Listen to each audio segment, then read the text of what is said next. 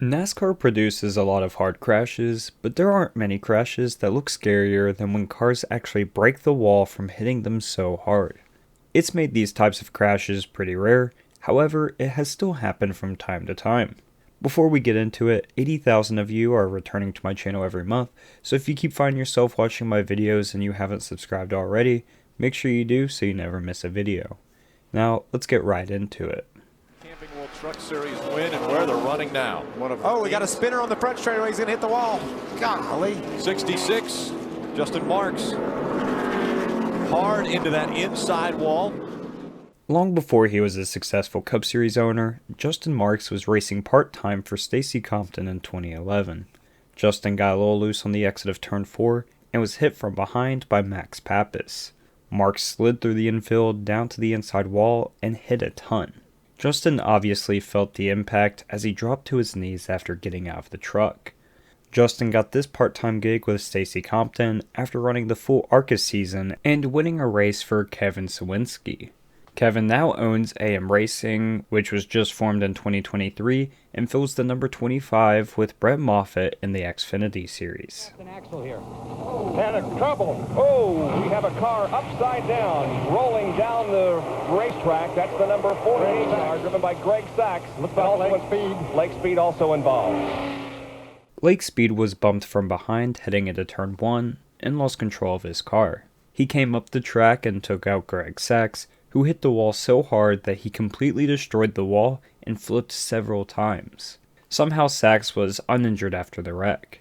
Lake Speed was injured, however, and missed 5 races due to a broken collarbone. The timing of the crash couldn't have been worse for Speed, as he was trying to run consecutive full-time seasons for the first time in his career, but wasn't able to because of this wreck. Pull his helmet off to This in turn, the radio.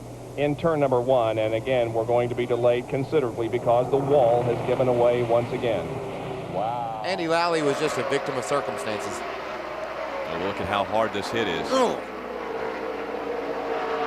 For both those guys, those trucks are totaled. Andy Lally was a proven sports car driver and made his transition to NASCAR in 2007. Andy was minding his own business whenever Stacy Compton came down the track and squeezed him into the inside wall. Lally had nowhere to go and cracked the concrete barrier upon impact. A lot of people forget that Compton was a 2-time winner in the Truck Series, and then followed that up with another impressive campaign in 1999. In 2000, Stacy joined Melling Racing, but at this point, the team was only a shell of what it had been in the past, and Stacy's best finish in 2000 was only 16th. In what had to be one of the most unexpected crashes in NASCAR, Bob Keselowski flipped at I-70. A truck rolls in the corner. Keselowski. It's on fire underneath the left front wheel there, too. Caution. Keselowski went up the banking, hit the wall, rolled, and that wall did its job, kept him in the ballpark. Jack Sprague and Keselowski made contact, and it sent Bob into the outside wall, rear end first. He did 1.5 rolls, slid down the track some, and then rolled back onto all fours. Keselowski immediately got out of the truck and was able to race the next weekend. The 24-time ARCA winner's luck changed in 1997 whenever he won a truck race at Richmond, his only NASCAR National Series win. Because it's very abrasive up there. Oh, trouble. Car in the wall. Hermie Sadler has popped the wall hard coming down the main straightaway, so we've got a caution. Also broke the wall there. This is going to be a long caution here. He hit very, very hard. Boy, that crewman hit pretty hard, too, but that's a tough place to hit right. He hit right at the gate there, and it knocked part of the gate down. Sadler lost it all by himself in the exit of Turn 4 and tried to save it, but instead bounced off the outside wall and was redirected to the inside wall.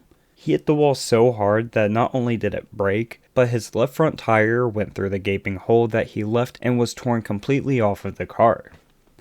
Sadler wasn't thought to be a bad driver by any means, but his younger brother Elliott did start to overshadow him at this point. In the 1997 Busch Series season, Hermie only had 2 top 5s all season, while Elliott had 3 wins and 4 poles. On the final lap of the 2017 Toyota Safemart 350, Kane was racing with Michael McDowell whenever he lost control of his car. List of our drivers that hadn't won yet this year. Man, that car hit hard right there, guys. Kane pushed the cement barrier back several feet. That left-hander just past the start-finish line. He and someone made He's contact. going to the outside, trying to make a pass. Let's see what happens McDowell, right here. maybe? I think he just got out in the debris. Yeah, he just got dirt. He just got out in the loose stuff and just went straight in the fence. And boy, he got into the marbles off the racing line, locked up, and went straight into a concrete wall without a safer barrier. As Kevin Harvick was celebrating, Kane was being helped to the ambulance by the safety team. He was able to get back to victory lane for the 18th and final time in his career just a month later at Indianapolis. Ruben Garcia made contact coming off the final turn and completely destroyed his car. He had no control of his car and plowed through a guardrail, a fence, a wall, and almost another fence, nearly into a section where spectators were sitting.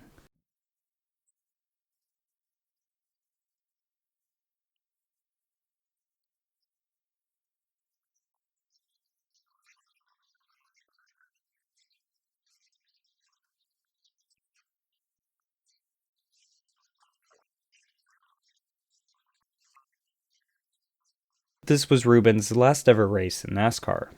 The California native has a pretty unique record of racing all 9 of his career Winston Cup races at one track, which was Riverside, with the best finish of 14th. Now, his son, Ruben Garcia Jr., is a 4-time NASCAR Mexico Series champion and boasted a wild record of having 22 top 5s in 24 races between 2020 and 2021. Crash on the front straightaway. It's a kitty litter car. TJ Bell in the number 50. Great qualifying effort for TJ. Qualified that truck up in the top 10, but going to be a short night. That hit hard. There's no safer barrier along the front straightaway, Phil. TJ Bell made slight contact with the wall in exit of turn 4, ran into Terry Cook, and then bounced off the outside wall again. This time, TJ headed straight to the inside wall and had a massive hit. This was the start of a rough patch for TJ, who crashed out 5 times in a 7-race span. TJ originally was on the path to IndyCar, racing in the SCCA F2000 Championship Series and the US F2000 National Championship in the late 90s. In 2000, he raced in the CART Toyota Atlantic Series, and then found himself racing for the Ascari factory team for many endurance races, such as the 12 Hours of Sebring, 24 Hours of Daytona, and 24 Hours of Le Mans. Despite never being a standout star in any racing category, he was able to drive in NASCAR for over 15 years and is still a spotter to this day. Anyways guys, that's it for this video. I hope you did enjoy. If you did, make sure you leave a like and subscribe if you haven't already, and I will see you guys in the next video. Peace.